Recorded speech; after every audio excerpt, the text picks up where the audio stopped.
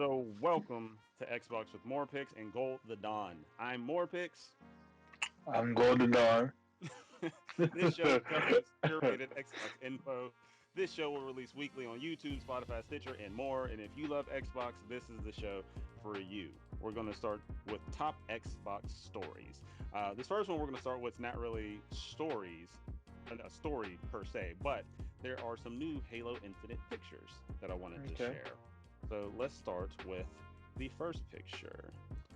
All right, so this is concept art for the Forerunner interior for one of the levels for Halo Infinite coming up. And that looks a little trippy. Like, do you know what Control is? I think you mentioned it, but I don't know it very well. Okay, Control is like this crazy game from Remedy. They did Alan Wake and Quantum Break. hmm And this kind of reminds me of one of the interiors from that. Is at the old house or what it's called in Control. And like the level will just randomly like rearrange and do all types of crazy stuff. So this level design kind of reminds me of that. This level design kind of reminds me out of Metal Gear Solid 2. It's like one of the stages, and on the boss at the end, when you get this sword, you become like a ninja, cyberized ninja type thing. This is like the hallway you go through. So this is what that reminds me of. So it's kind of cool. Okay, that's interesting. Let me see. Okay, is this one right here, which is actual. This isn't concept art. This is actual gameplay. Wow. Yeah.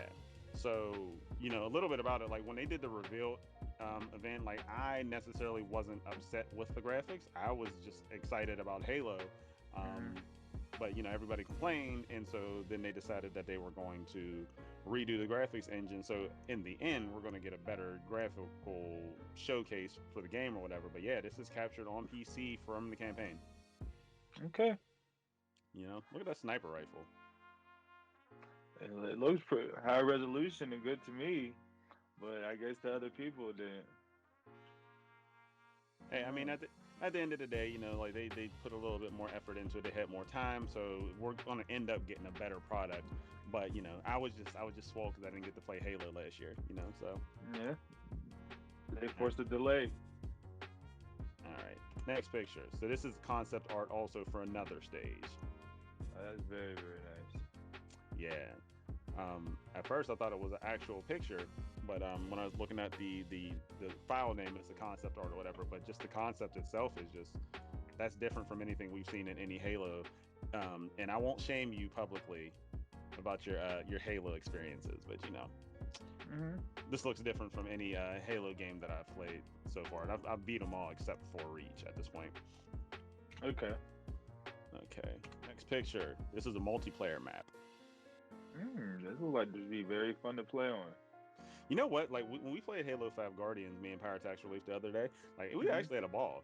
We had a ball playing it, and we haven't played as much Halo 5 multiplayer as us Xbox diehard should have. But like we had fun the other day.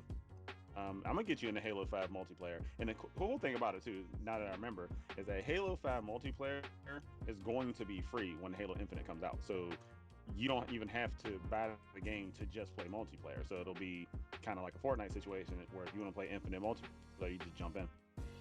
Oh, hey, that's what's up. That's what's up. Can't beat that.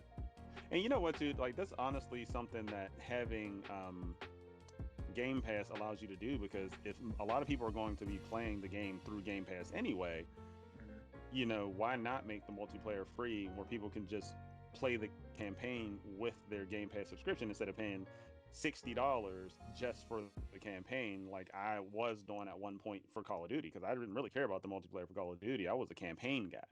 hmm So I would literally would pay full price for the campaigns while they, when they were worth it. And like the last two have been great. But at this point with Game Pass, I don't got to pay anything, and I could have played all of it. But Game Pass for the win, man. Game Pass is definitely for the win. It just shows that Microsoft is committed to making it better. It was already a great deal at the start, and it just seems like each month or each year it keeps becoming a sweeter deal overall.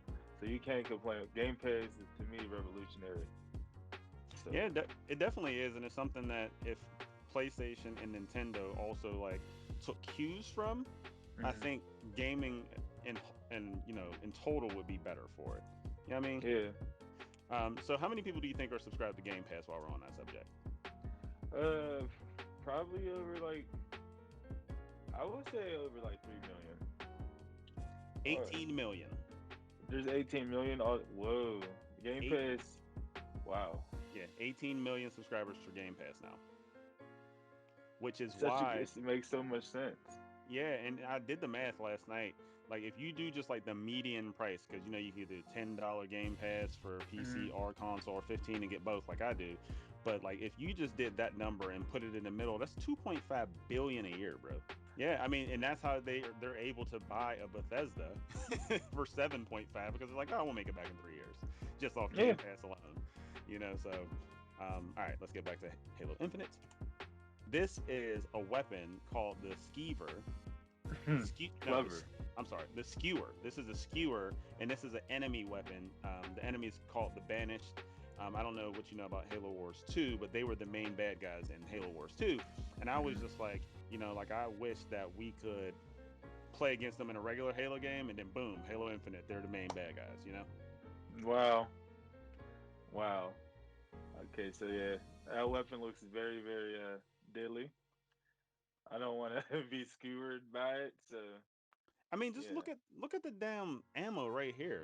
Like, don't get hit with that. Like, you insta dead. yeah, but exactly, and it's just like if they're too close, you're getting stabbed. So it's not a win-win situation. You gotta take them out. Yeah, immediately. And it looks like, what if this knife could just drop out and then they could just melee you with that knife? Why should that be a feature of combat? Like I can see that happening. Yeah, I think that would be really cool. That would Let's be different. go to the next picture. This is another angle of that same multiplayer map or whatever. But if you look at the lighting and the reflections on the floor, I'm with it. You got the atmospherics with the fog and things going on. Just give me Halo Infinite. Just give it to me now. Give it. It looks stunning. This game needs to come out. Yeah.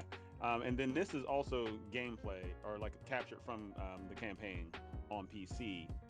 And these are called Banshees, um, flying things that you can actually commandeer those. Like, because if they Hmm. fly low enough, you could actually jump on it, throw the enemy out, and then start flying around using that and shooting at people. Wow. Yeah. Damn. Okay. Yeah, I'm probably gonna go back through Halo again, and I've beat Mhm. all of them with Pyre Tax Relief. So me and you, we're going through all these Halos again.